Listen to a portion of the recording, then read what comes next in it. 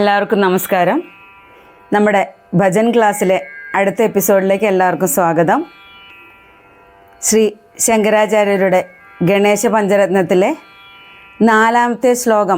നാലാമത്തെ രത്നമായ ശ്ലോകത്തിലെ അർത്ഥവും ആ ശ്ലോകത്തിനെ പരിചയപ്പെടുത്തുകയാണ് ഇന്ന് ചെയ്യുന്നത്.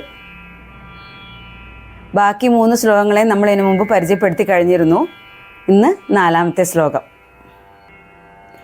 അകിഞ്ചനാർത്തി മാർജനം ചിരന്തനോക്തി ഭാജനം പുരാരി പൂർവനന്ദനം സുരാരി ഗർവചർവണം പ്രപഞ്ചനാശഭീഷണം ധനഞ്ജയാദിഭൂഷണം കപോലദാനവാരിണം ഭജേ പുരാണവാരണം.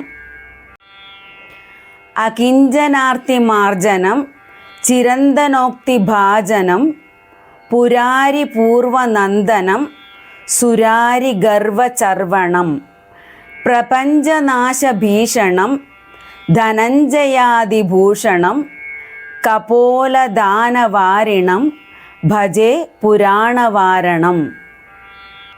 ദരിദ്രരുടെ ദുഃഖങ്ങളെ നീക്കുന്നവനും അനാദിയായ വേദവാക്യങ്ങൾക്ക് വിഷയമായവനും ശ്രീ ശങ്കരൻ്റെ ആദ്യപുത്രനും അസുരന്മാരുടെ അഹങ്കാരത്തെ നശിപ്പിച്ചവനും പ്രപഞ്ചത്തെ വരെ നശിപ്പിക്കാൻ കഴിവുള്ള അത്യുഗ്ര ശക്തിയോടു കൂടിയവനും ധനഞ്ജയൻ മുതലായ ഉജ്ജ്വല പ്രാണശക്തികൾ ഭൂഷണമായവനും കവിൾത്തടങ്ങളിലൂടെ മധുജലമാവുന്ന പ്രചണ്ഡ ശക്തി പ്രസരിക്കുന്നവനുമായ ആദി ഗജമുഖനെ ഞാൻ ഭജിക്കുന്നു.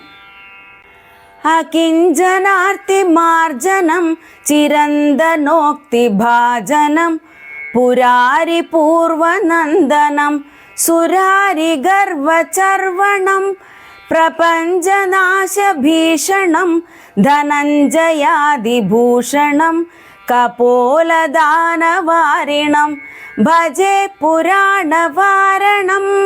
ഒന്നുകൂടെ ചൊല്ലാം.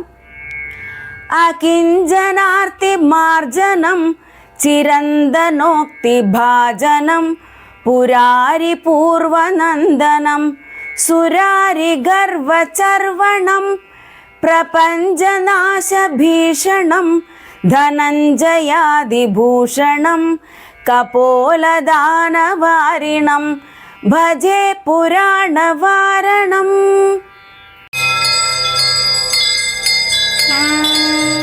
ഓം